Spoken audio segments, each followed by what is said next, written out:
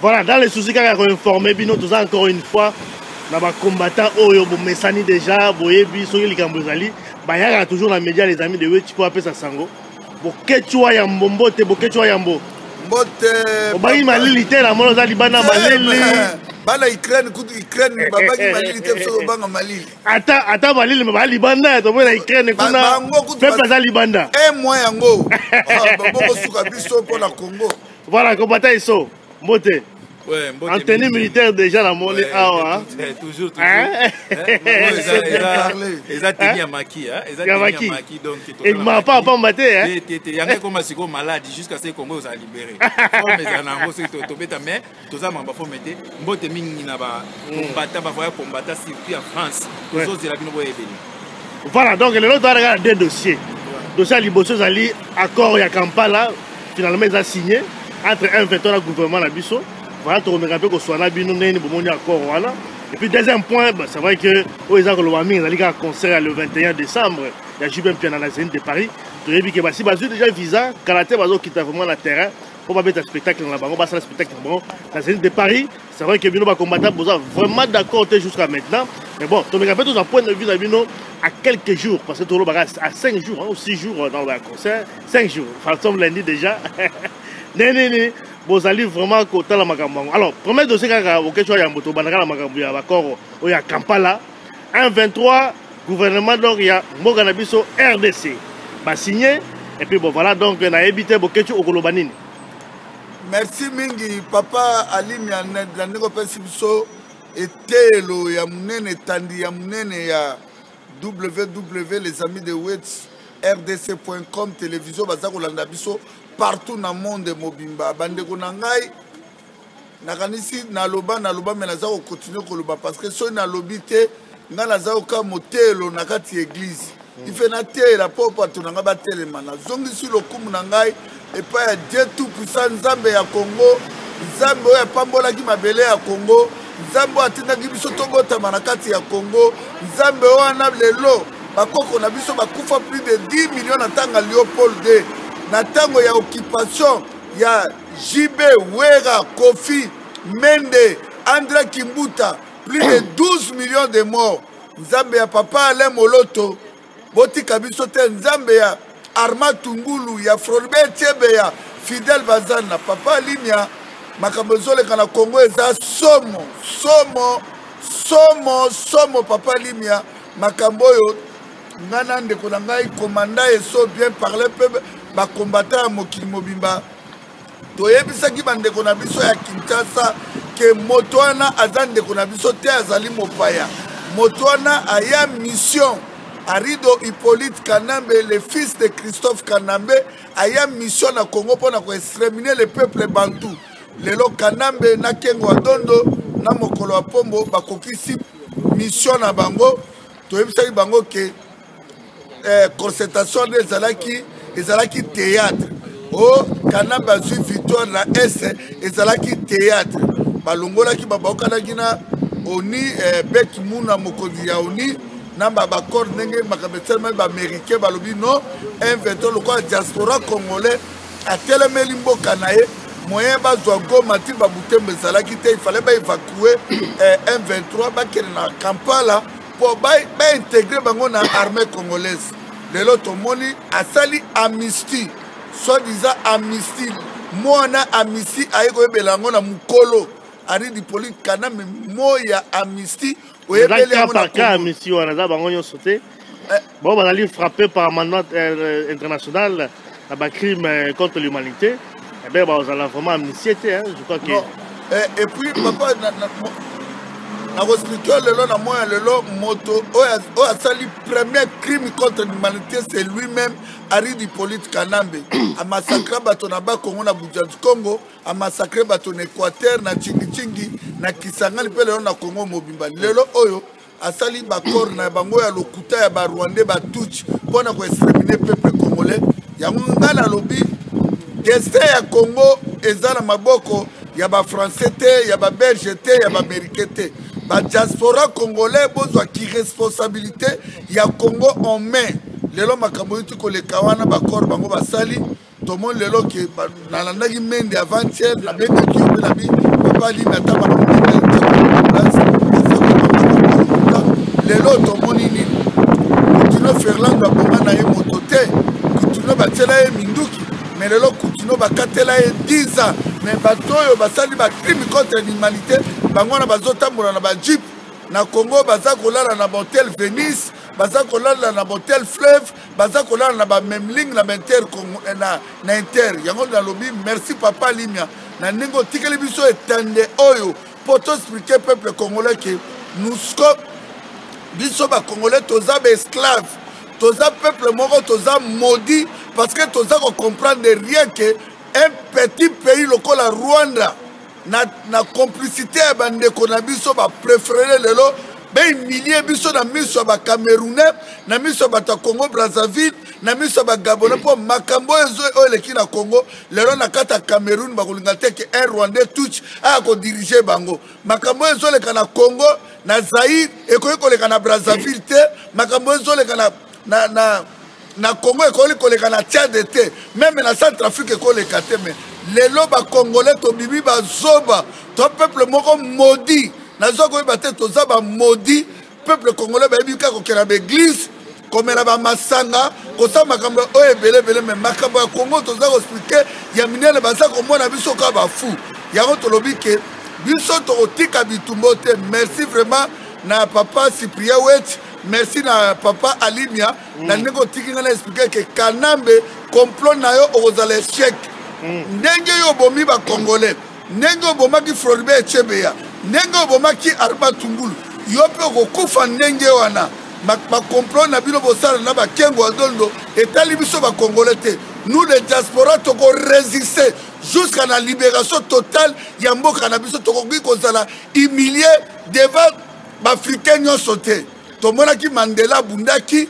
bakanga 27 ans à prison lelo baleli Mandela mokili mobimba mais na Congo wapi ba politicien ba zoba ya ba politicien ba vampire boza bi retrait ba politicien moko ba zoba bazo corrompre bino na mbongo na bino moko talingo boko ba esclave ba Rwandais yao na bingai na kotele bela Congo tina dernier souffle na ngai ari du politique Kanambe okokufa kaka yango na zoksi malobe voilà commandant mais c'est vrai que dans l'accord wana je pense que communauté internationale quand même force qui gouvernement va signer ngo ceux qui te l'ont dit quand même malamu bango balinga ko signer vraiment mais baza forcé et puis ceux qui vont demander te guerre wana linga zonga lisusu na éviter mais respect papa Ali oui mais respect merci pour ero mokili mobimba surtout na Angola na Afrique du Sud bazola na biso na Congo na Zaïre to na ba politicien te to na ba voleur ba assassin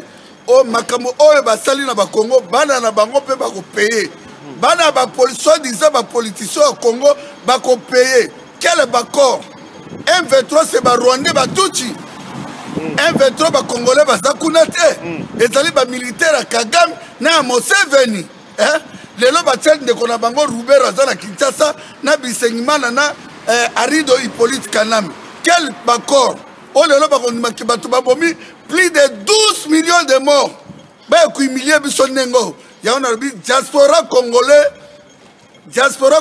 tous à la déterminer pour na Congo na biso soki to telemeli Congo te boyeba ke ba okunda biso tout libana ya mboka soki to libérer Congo te soki boyoki ba message oyo ngai boketi wa monande ko nanga eso tozolobela bino te ba congolais boyeba ke ndenge bofani na bandako na Londres na Paris na Belgique na Afrique du Sud na Angola na Togo na Cameroun na Brazzaville boza be esclave voilà tokomi be esclave aba Rwandais toza be esclave commandant eso maudit toza ba maudit to trahir Nzambe to trahir Congo toza maudit biso ba Congolais voilà to peuple moko maudit to trahir Nzambe pour quel jour à s'arrêter les deux quand même moi vraiment candidat ma casse mais commandant eso c'est vrai dans le lobby awa ba ko wana ba forcer quand même le gouvernement il faut quand même tout reconnaître en gros normalement ba ngaki na bango te les a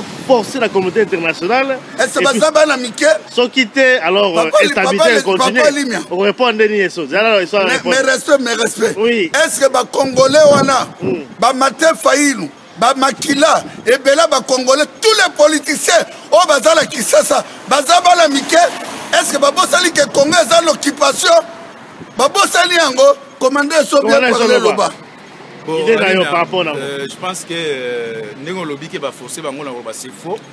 Parce que nous avons un Conseil de sécurité des Nations Unies.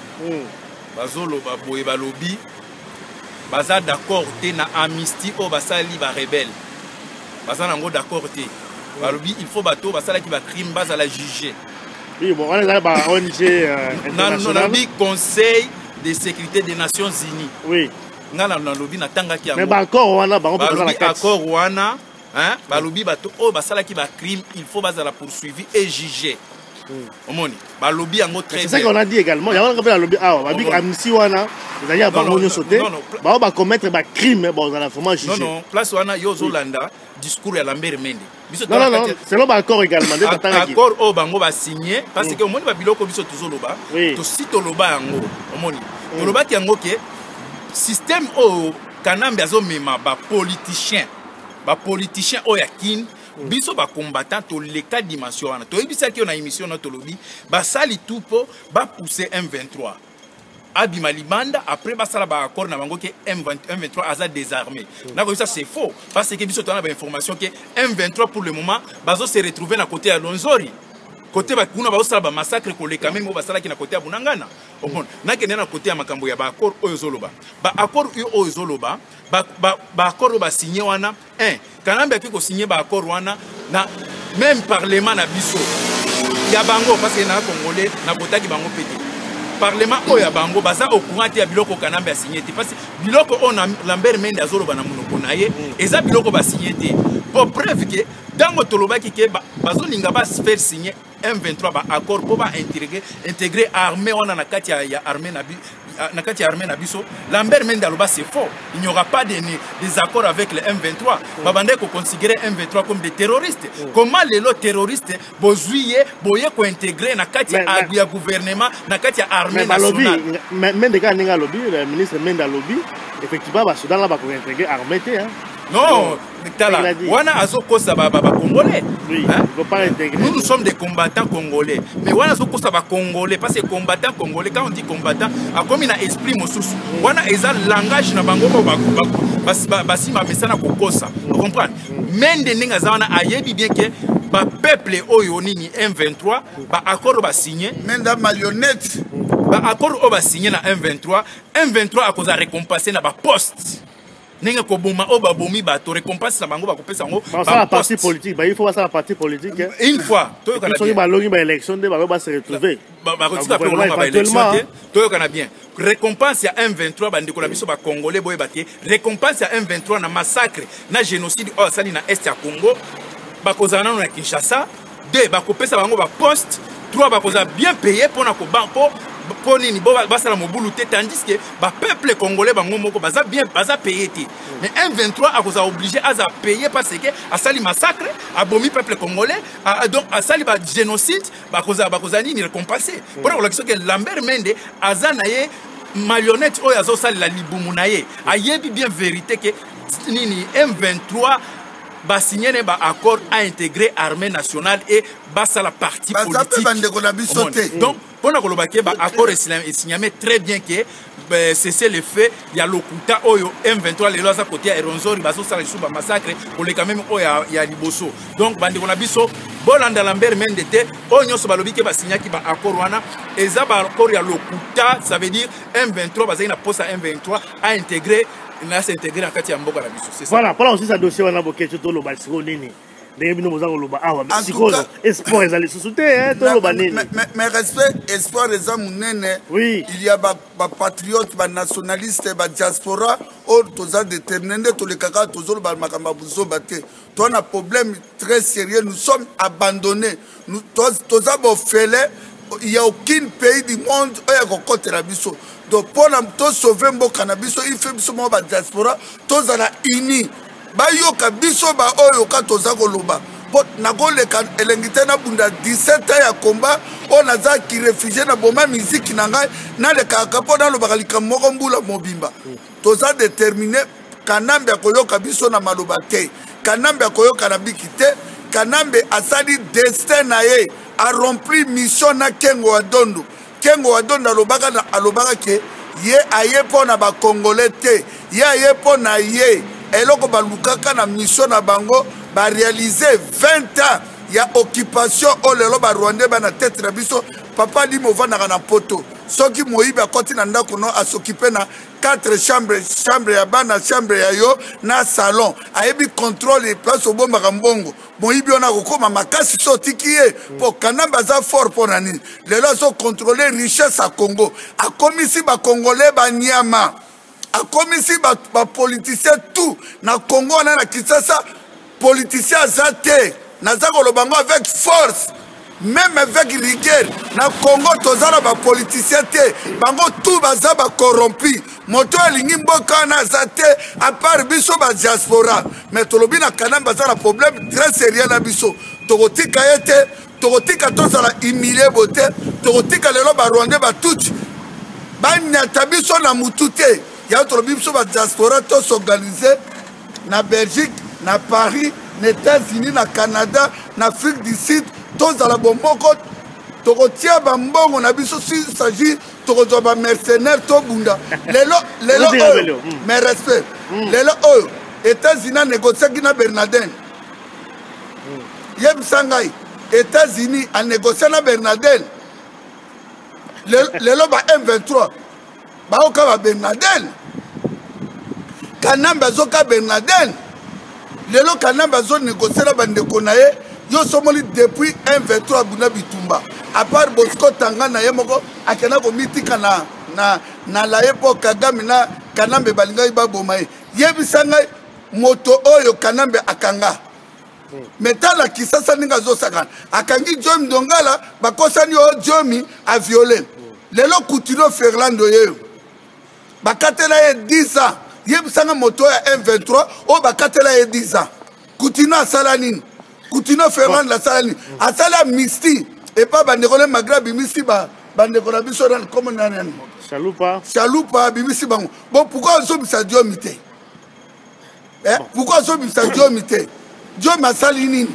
Est-ce Dieu n'a pas 1-23 on va violer plus de 2 millions de femmes violées au lelo docteur Denis Mukonga yaki na France a ba décorer na fondation.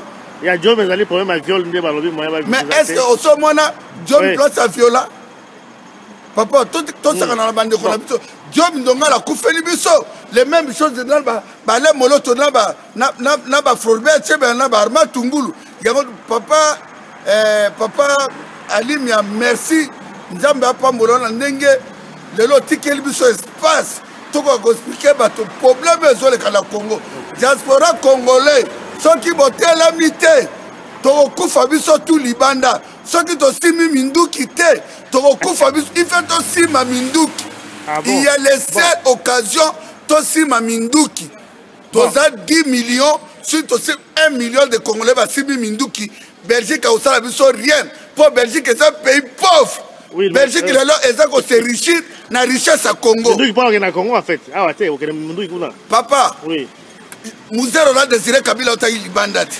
Yako na bi na remercier yo. Deuxième dossier.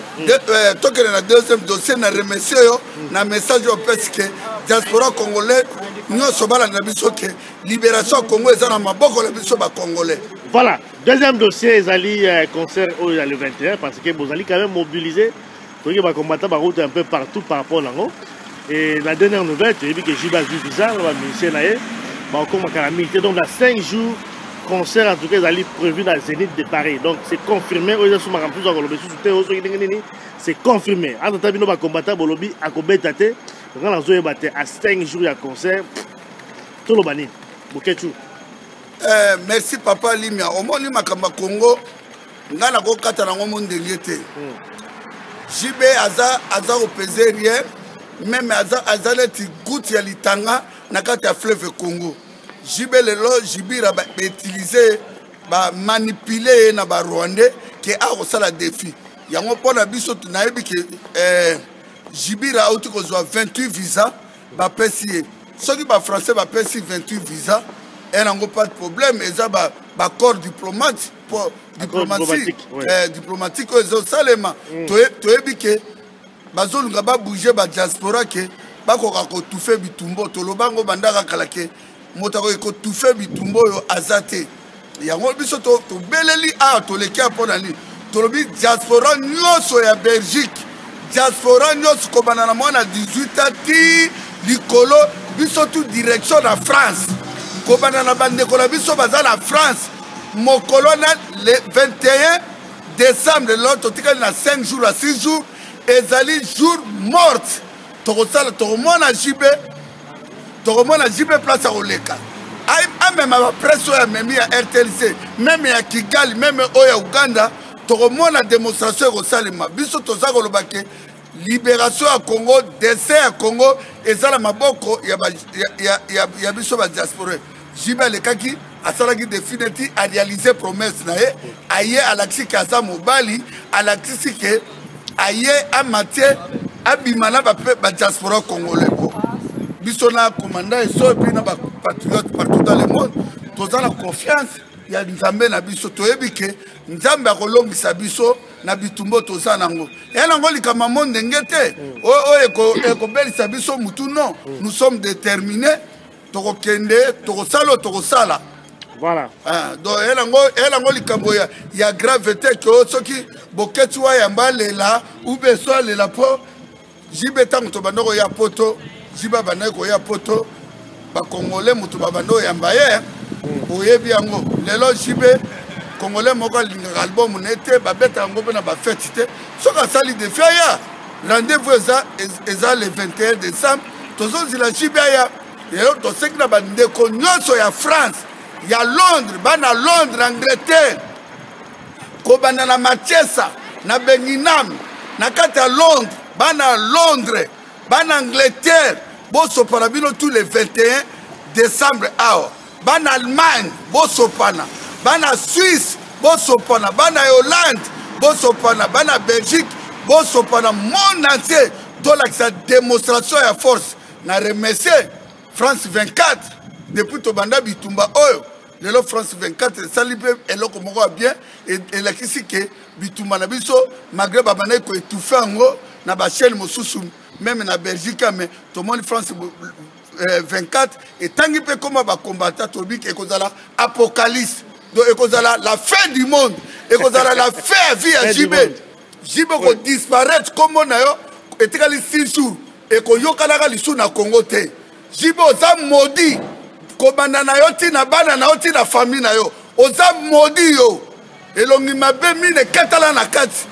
Carolite voilà comment ça iso elongi kobakisa bon je pense que biso to sali musala na biso ya ko prévenir o eza peuple congolais ya ko prévenir famille à Jibe ya ko prévenir même justice française to sali par na biso peuple congolais mais to monique famille à Jibe yoki bisote peuple congolais bande konaye ba collègue na ba musicien ba yoki bisote juste entourage naé oyo wayamba belela ki pendant ce 2 mois ba yoki bisote tozolo ba tokopekisa Jibe lisusu te tokopekisa yete après tozolo ba boye bato oyo bosala ka musala ya ko condamner ko analyser ba action tu ba combattant.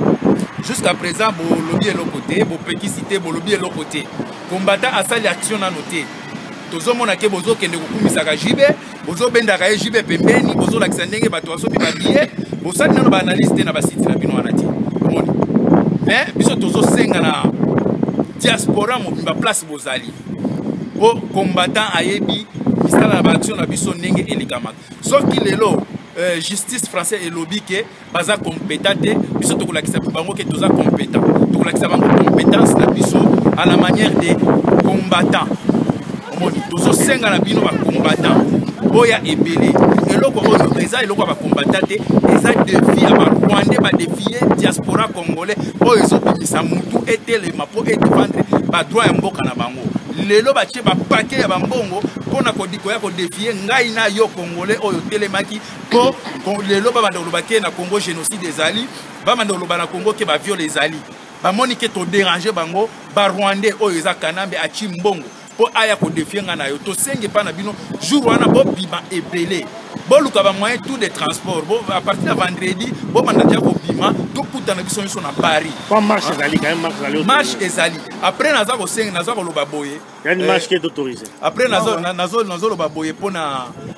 bandiko na biso ya ba presse tomoni ke ba utiliser bino mingi na yebi ke boza ba sous-traitant ya RTNC awa na poto ba sous-traitant ba oyo lokola Congo Mikili lokola Congo number 1 boza ba sous-traitant ngai mutu nazoloba parce que tala ngai nazoloba parce que na soki bokendo porter plainte na lobby boza ba sous-traitant ya RTNC parce que depuis to bandi makambo oyo ya nini ya JB tozomona position na bino hein tozomona position na bino de plus en plus na jeune fille oyo na otanga kombo na yo te oza pe congolais te oza congolais te ozokota na masolo oyo à partir ya lelo émission oyo to place nyonso tokomona eza na matanga eza na fête na sengi combattant tout fiwana aza na droite ya kosala émission place bino bozali parce que azana carte non azana menace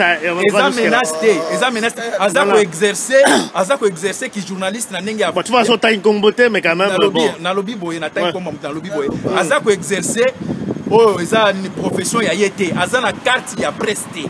Oui, ça veut dire biso tokola kiseke aza journaliste te po aza ko exercer na ndenge ya fraude musala oza ya yete ya ki journaliste siko biso tokola kiseke jour akoza na micro jour akoza na caméra place toko toucher ye po abenga ke naza journaliste ba agresser ngai na remercier mingi bandeko oyo ba intervenant ki na kati ya France 24 Jano Kabuya lo sako mingi félicitations na intervention na yo bokangela ki biso ba porte ya ba oza ya ba presse na oyo ya biso yo ya ba congolais mais bomoni ke Nzambe alala raté a fongoli na ndenge ya likolo na moment oyo esengelaki ke peuple na biso ayoka message na biso peuple congolais ça veut dire bo fanda na basite na bino ya mike mais biso toyebi ke toza na papa Alimia oyo aya ko sa biso ma interview to futa eloko moko te a respecter la air après ce qui a au salle émission na akata eloko te omoni ke Nzambe azotindela biso ba te belé na kati ya masolo oyo to sauter bino to tiki bino to komi na basite ya minene na ba chaîne ya minene ba France 24 et puis tango to bandaka na les amis de Wetch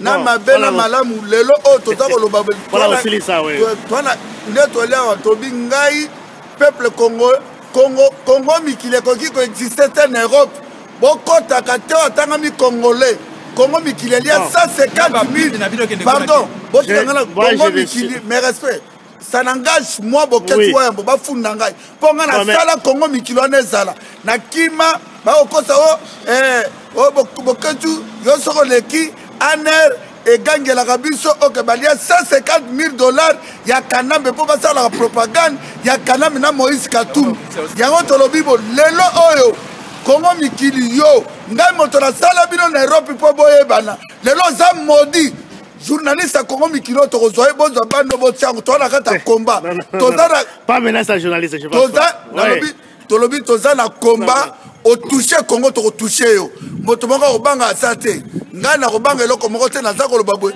diaspora congolais toza déterminé bino ba site wana mibale oyo bokende kosalaka propagande ya bato ya kanambe mpo bobouge kombo bokoka biso te mais to remercie bato nyonso na yo ndenge toyali awa non moi je suis journaliste c'est le confrère pardon papa eso yango tolobi boye tolobi boye lelo oyo toa na kati ya occupation si tozalaki barabe bato mosusu bakufi mais bozotinda biso tokomi na dimension ya barabe botindi biso tomati toleki meme barabe lelo toyebi biso bino yaka okomona papa Alimia okomona congolais aza nsoba te soki kanambe atia bachar de combat aza kokata bandeko na ngai na yo kingo na Kisasa oyebi ke d'ici 2 mois oyo kanambe ye moko akreaka bakuluna bauti koboma na nzela bakongo plus de 30 000 jeunes ya bakuluna kanambe tu dois payer JB okopeye JB le 21 ozwi 28 visa JB okopeye Zenith ekopela moto Jaberdel oza zoba ya mola mobile oza zoba yo tonganda kolona Kigali libela oza zoba Jaberdel zoba moko boye bolole ya mobali tokomi na suka lolo te po tolibere Congo te. Rendez-vous, mes respects, mes respects. Diaspora congolais, rendez-vous le 21 décembre. Nakata Paris, to sengi pe marche et kozana na Château Rouge na République. Rendez-vous le 21 diaspora. Nakati bolani mobilisation. Les amis de West Baïdé, biso na commandant eso pour tomber sa message. Album ya Alain Moloto single et comme il m'appelle le 21 wana. Ingeta, Sidé pour nous. Qui sera contre avec nous les Congolais? Ingeta yo kanambe vampire.